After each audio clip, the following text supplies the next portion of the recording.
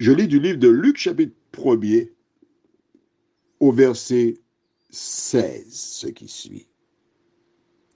Il ramènera plusieurs des fils d'Israël au Seigneur leur Dieu. Prions. Notre Seigneur et notre Dieu, nous te remercions pour ta parole et l'occasion que tu nous donnes en ce jour de venir vers toi, la source de la vie, afin de nous équiper. Merci Seigneur pour la parole. Merci de nous diriger au nom de Jésus et pour ta gloire éternelle. Amen. Il existe différents moyens d'avoir des enfants. En période de carnaval, il y a des personnes qui descendent dans les rues et puis chantent de belles chansons. Des chansons qui prédisposent pour avoir des rapports. Et dans le feu de l'action, hop, 9 mois plus tard, la maternité de Redoute, à l'époque c'est comme ça qu'on appelait, affichait complet. Mais aujourd'hui, je voudrais m'adresser à des couples, des personnes qui s'aiment, des personnes qui ont planifié d'avoir un enfant. Pas des personnes qui avaient envie d'uriner puis qui se sont trompées. On parle de personnes qui planifient d'avoir un enfant.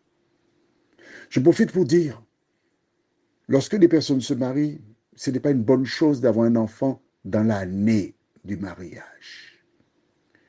Il faut mieux attendre 2 ans, minimum 2 ans. Pourquoi? Mais pour apprendre à bien se connaître. Parce que c'est embêtant. On est marié, l'un dit gauche, l'autre dit droite. Les enfants sont très intelligents. Hein?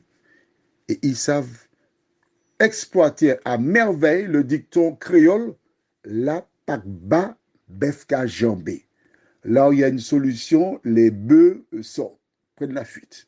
Je n'ai pas traduit textuellement, d'accord? Il faut qu'on soit d'accord. Il ne faut pas que lorsque le dit quelque chose, l'autre dise le contraire. C'est pas bon. Il faut qu'on soit d'accord sur la manière qu'on va élever l'enfant, ce qui est permis, ce qui n'est pas permis. Il faut qu'on se prépare. Et dans cette préparation, il est fondamental à partir d'aujourd'hui. Bon, ce qui est fait, déjà fait, mais on peut toujours réparer le tir.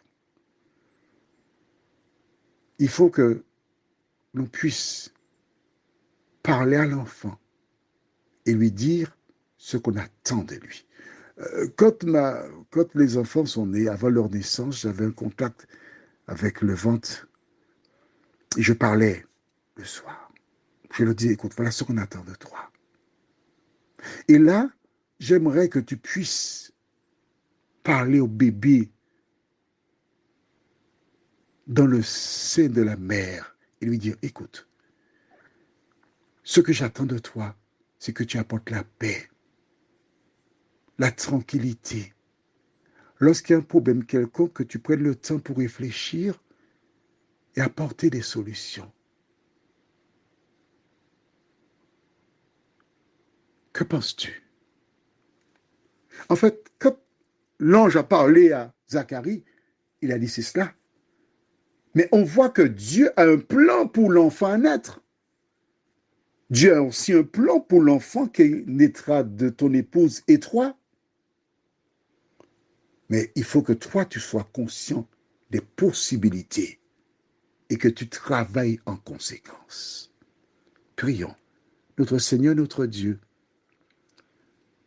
je te demande de visiter les parents, les grands-parents, afin qu'ils préparent une petite liste des éléments positifs à développer chez un bébé. Qu'ils prennent le temps de parler à ce dernier et lui donner aussi l'exemple qui convient, afin qu'il remplisse une mission. Certes, Jean-Baptiste devait remplir une mission sur le plan spirituel, mais chaque enfant à naître peut jouer un rôle dans la vie de la famille. Seigneur, de nous aider à comprendre que c'est en plantant des pensées positives, en donnant l'exemple à l'enfant qu'il fera de même, et ainsi nous préparerons un monde meilleur.